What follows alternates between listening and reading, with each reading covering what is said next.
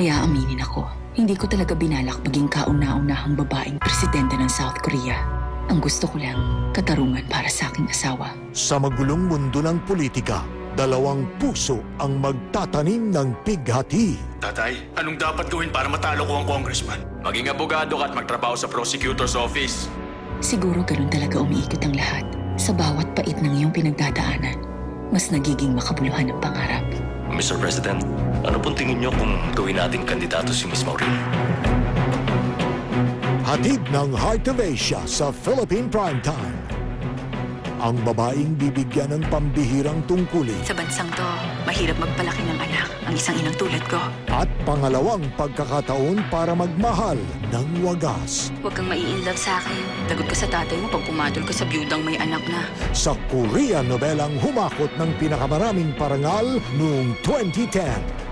Ngayong Agosto, sama-sama nating subaybayan ang Big Thing.